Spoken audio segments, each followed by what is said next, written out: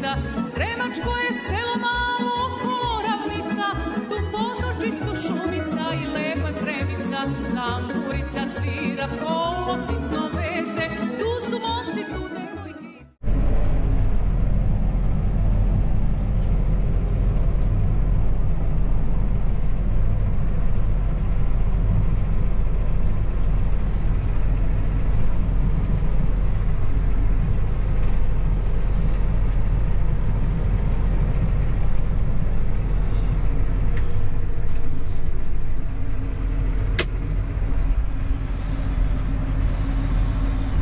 Tanjirača raspakovana.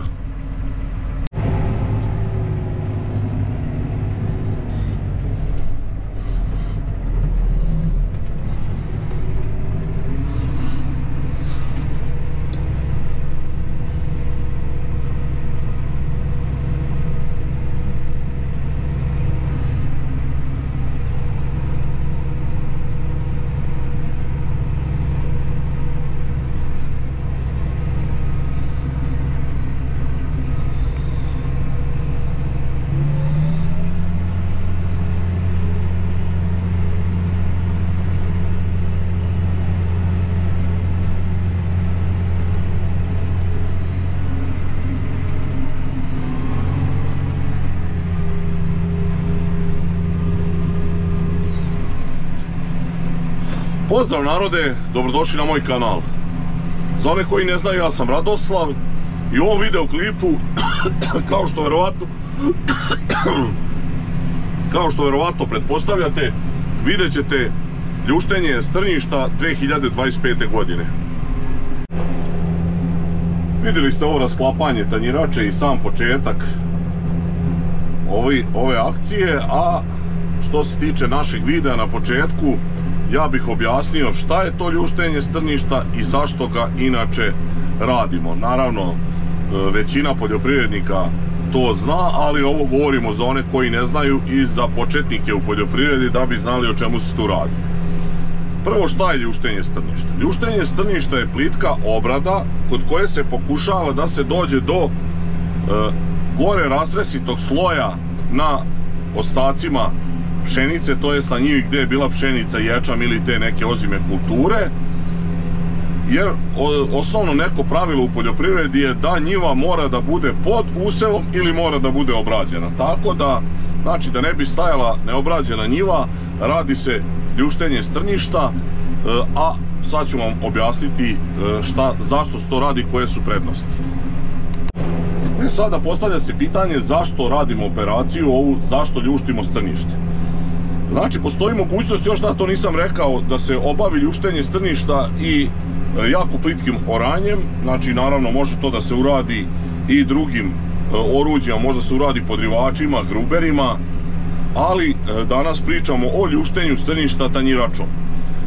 Prevashodni cilj je zatrpavanje delimično žetvenih ostataka kako bi oni počeli polako da trunu, da se razgrađuju u zemljištu, a naravno i da bi deo žetvenih ostataka ostao od gore i kako bi pokušali da napravimo neku konzervaciju vlage zahvaljujući tim istim žetvenim ostacima. Znači, to je jedna od prvih tih funkcija ljuštenja strnjišta. Druga, po meni možda i najbitnija što se tiče ovih korova, je da se isprovocira jednako nicanje korova, što je jako bitno ako radimo prskanje ili posle toga ponovo neku mehaničku obradu, da bi korovi bili u sličnoj fazi radi uništenja.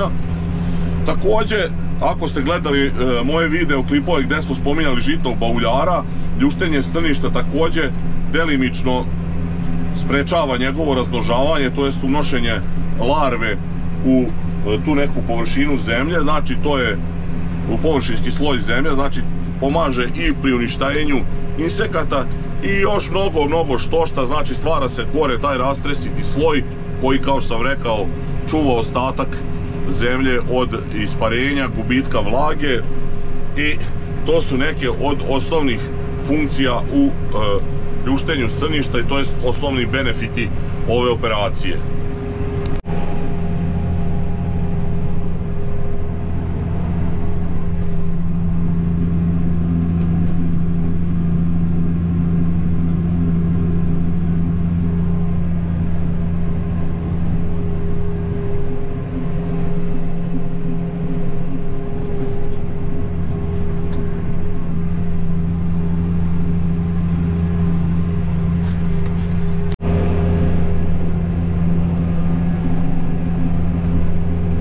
Evo vidite sad ovdje kako je krenuo korov, a u ostatku njive nema. I sad ne bi zbog ovog malo prskali cijelu njivu, znači treba uraditi ljuštenje strništa da se izjednači nicanje, kako sam rekao, isprovocira nicanje korova. Također rekao sam vam da je to plitka operacija, znači ljuštenje strništa se po defaultu radi plitko. Sa tanjiračom preporuka je da se radi od 7 do 15 cm dubine, zavisi kako namestite tanjiraču, kako hoćete i od toga koliko želite da vam ostane od gore žetvenih ostataka. Što dublje idete, trebalo bi bolje da se zatrpaju žetveni ostaci. Ja sad tu nisam baš 100% siguran, davno sam to učio, ali mislim da treba da ostane od gore kao pri oranju oko trećine žetvenih ostataka da na površini ostane. Sad znači kad postignete, kad mislite da je otprilike to ta neki procenat, na toj dubini radite. Ja mislim da je to ovo otprilike, znači sad od gore vidite da ima žetvenih ostataka, ali nije to previše i tako radimo ovo ljuštenje strništa. Što se tiče ostalog u ovom radu, vidite da se to sve obavlja sa pumom koja sada bi trebalo da ima nekih 190-ak konjskih snaga. Vučemo u BTH Landstal tanjiraču nošenu kratku, 4 metra zahvata. Pomaže nam u radu navigacija, evo vidite već smo uradili neki 0,9 hektara za, otko znam, 10-ak minuta, 15. Uglavnom navigacija je tu glavna i iskreno u ovom poslu sad, pošto ovoj njivi ima ovih bandera, dalekovoda, samo treba paziti da se nešto ne udari, osluškivati malo kako rade mašine i paziti da baš nešto ozbiljno se ne desi, inače ovo je jedna od najjednostavnijih operacija.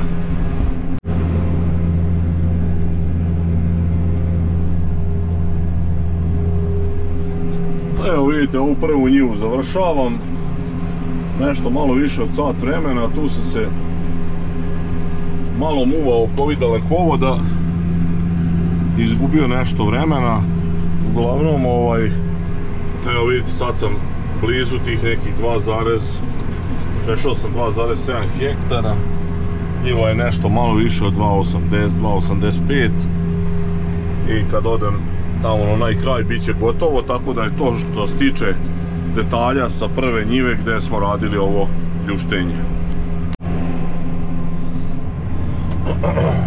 Ovu njivu možda i prepoznajete pored ovog voća. Ovo je ona njiva gdje smo imali Geo 2 ogled i nju naravno isto radimo. Ovdje je jedina razlika što je nešto više košeno, ali što se tiče žetvenih ostataka otprilike isto izgleda. Ovo je dosta kratko i ova njiva nije baš lepa za obradu, ima puno okretanja. Ovdje sem kad se radi sa žitnim hederom, ovo ostalo je sve jako sporo, jedino žitnim hederom može stalno da se ono ide u krug. Ovo je ovako, inače nije mi jedna od omiljenih njiva, jedna od onih njiva što ne volim da je radim. Neki plan mi je da uradim oko 35 hektara ovog ljuštenja strništa.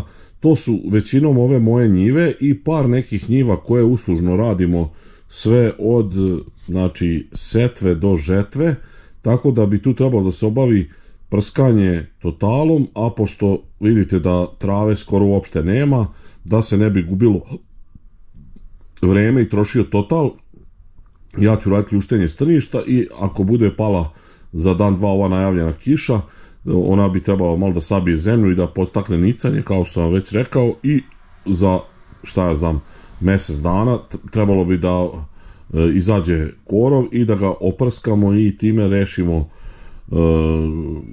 prskanje za ubuduće, to jest naredne godine da bude čista njiva i onda bi samo verovatno adengo mogli kukuruze odbraniti od korova, znači kukuruze koji bi trebalo da budu na ovim strnikama.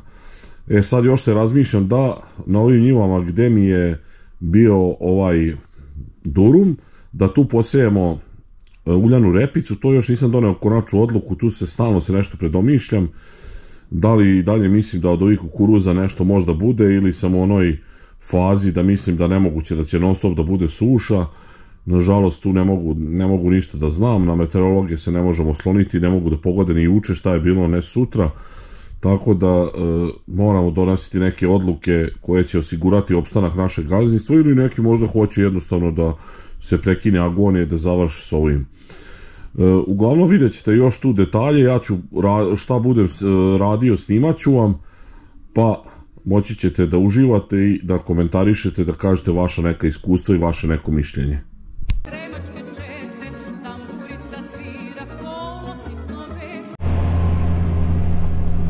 Evo, krenuo sam treću njivu i nju verovatno možete poznati ako pažljivo gledate. Vidite ovdje gore ove bagrence, to je ona njiva gdje smo čupali panjeve.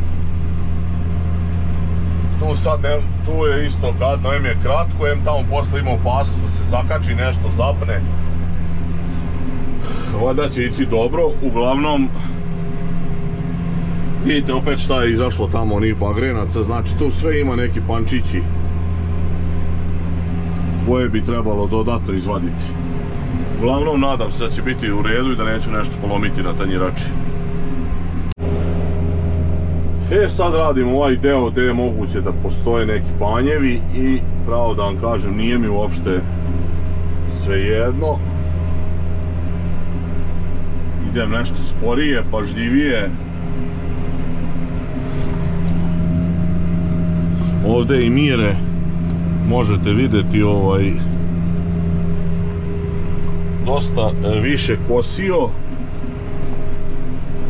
Tako da sad ovdje vidite šta je ovdje bagrenac, sad sam da ovdje dobro prođe. Dobro. I on se bojao panjeva.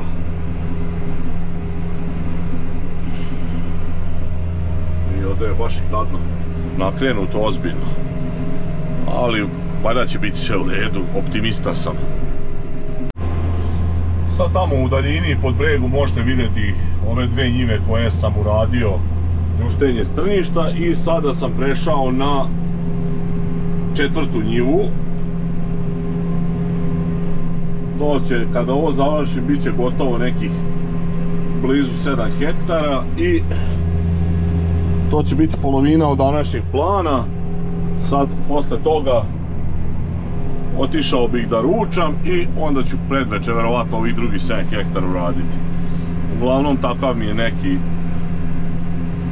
plan. Šta sam htio da kažem? Da, ova njiva je, ovo mi isto zakup. Tu je bila solidna pšenica. Tu je bio Passion C1, znači koji sam ostavio za seme. I kao što vidite i nema, ima tek poneka trava. Ovo pored, ako vidite, to su mikini kukuruzi. Tu smo dolazili, nešto su bili nejednaki. Sad ovako kad gledam dosta to dobro izgleda, ima lepih klipova. Malo je ređi i verovatno će to biti, zbog toga će biti bolje. Ništa, uglavnom radimo ovo dalje pa vidjet ćemo kako će ići. Ako bude nešto zanimljivo ja vam snimam. Evo, gotova je ova njiva. Pakujemo tanjiraču i krećem kući. Evo vidite, dosta se lepo ovo uradilo.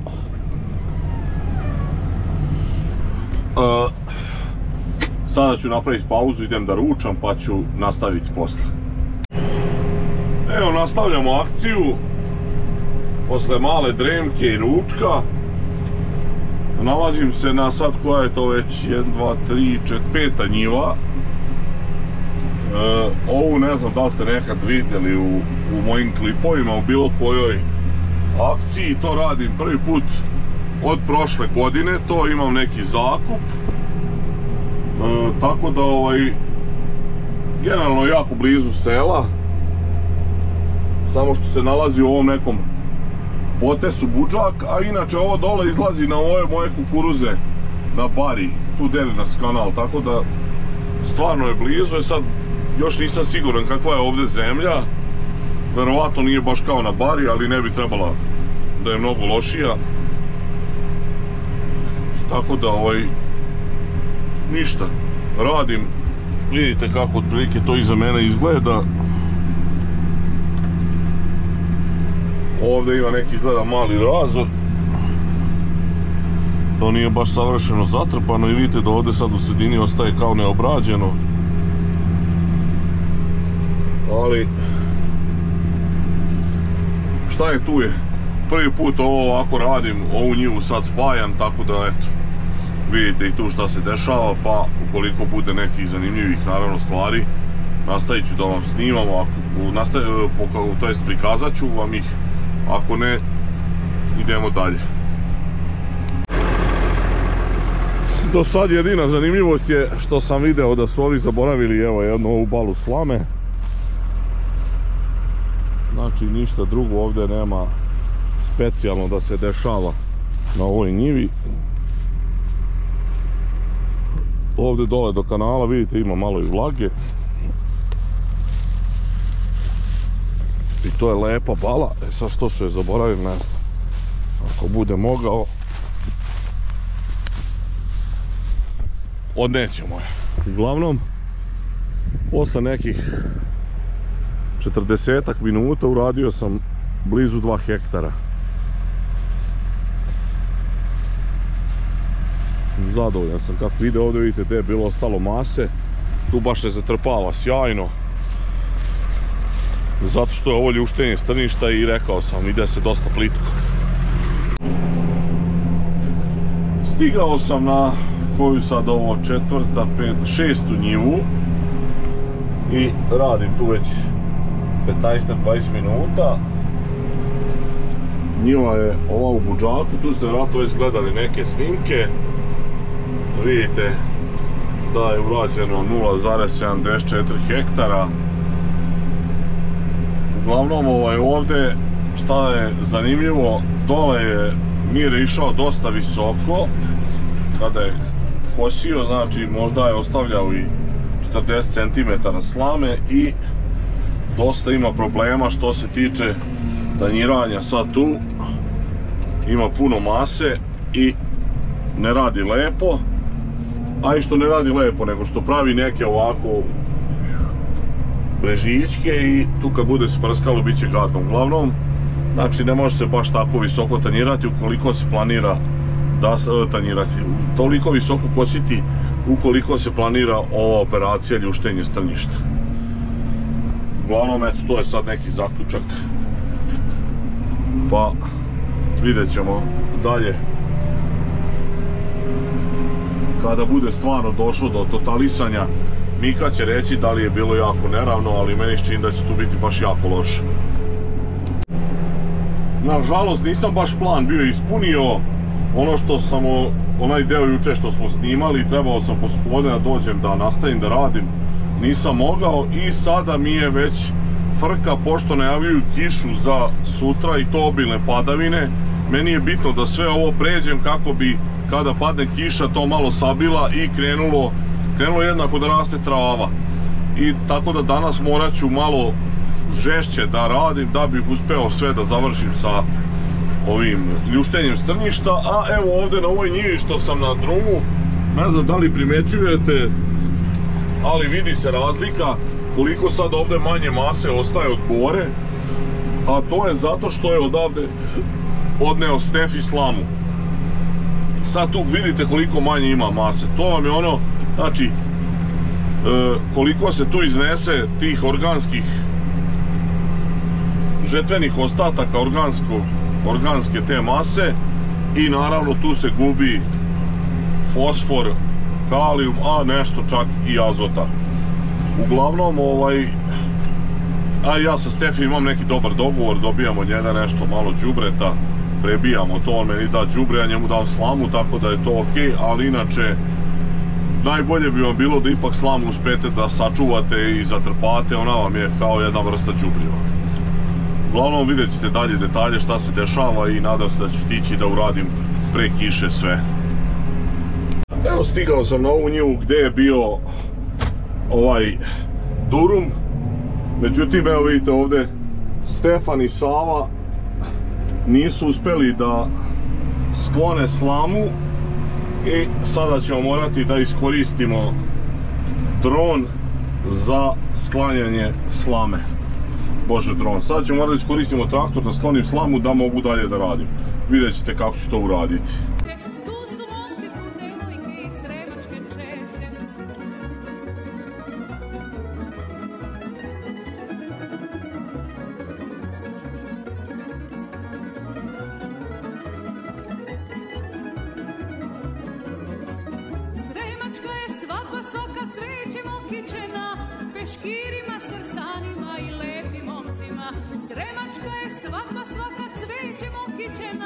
peškirima, srsanima i lepim momcima. Tamburica svira, kolo sitno veze, tu su momci, tu devojke i sremačke čeze.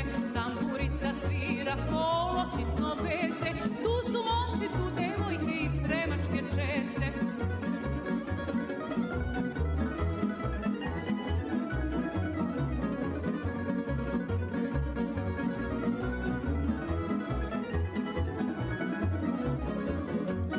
Sremica je svaka dobra, s njom se Srem ponosi, kogod hoće neka dođe, može da je prosi. Sremica je svaka dobra, s njom se Srem ponosi, kogod hoće neka dođe, može da je prosi.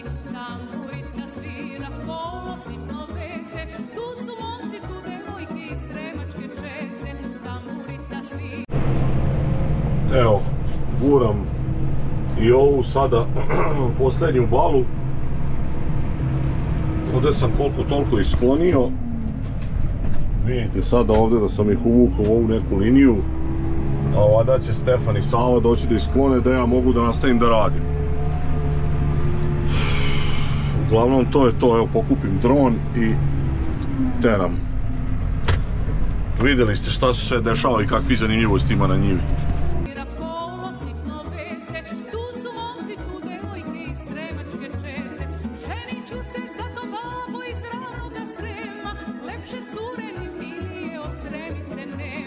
Ženit ću se za to babo iz ravnoga Srema, lepše cure ni milije od Sremice nema. Tamburica svira, kolo sitno veze, tu su momci, tu devojke i sremačke čeze. Tamburica svira, kolo sitno veze, tu su momci, tu devojke i sremačke čeze.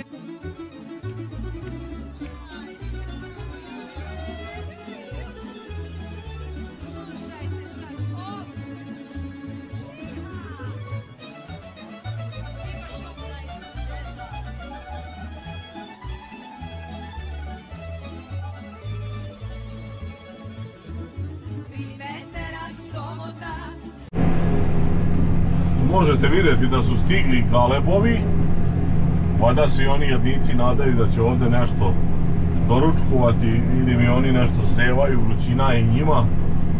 Međutim, mrka kapa, ja otkad evo radim ovu njivu, evo nekih 1,56 hektara, još nisam nijednog miša vidio.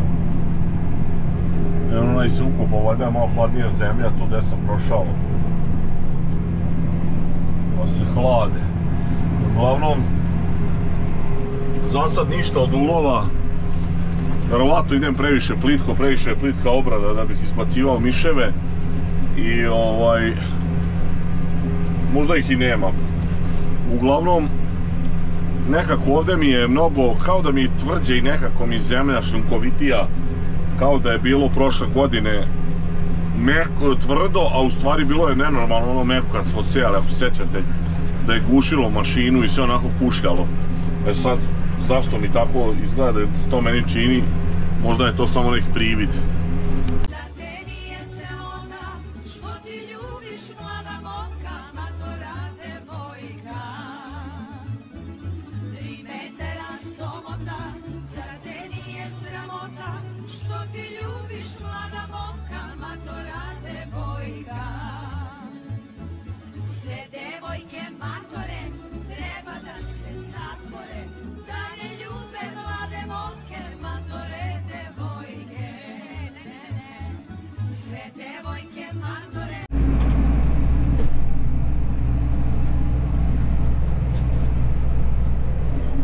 Evo vidite, gledamo ovdje u graničnu liniju gdje je ucrtano dokle je moje i onda doduše to nije baš skroz tačno, ovdje ima neki problem, bilo je neki pomeranje, tako da je 2 metra i nešto sve pomereno, ali gledam da pomerim ove bale da ne smetaju.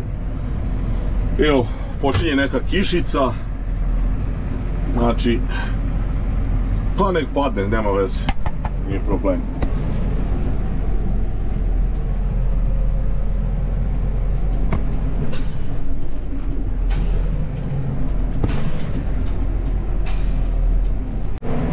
Sad sam se nešto spetljao tamo na njivi, nisam vam snimio ovaj zadnji krug što sam planirao i da vam pokažem kako je na kraju izgledalo ova njiva 4,15 ha.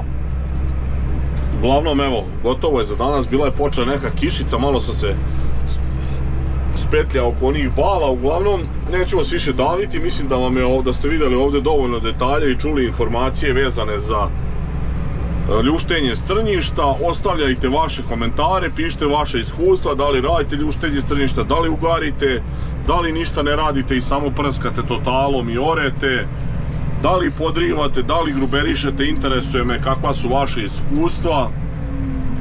Toliko za ovaj video, znači dijelite moje video snimke obavezno. Šta da kažem još, lajkujte i komentarišite, to sam već rekao. Vidimo se u sljedećem klipu, pozdrav.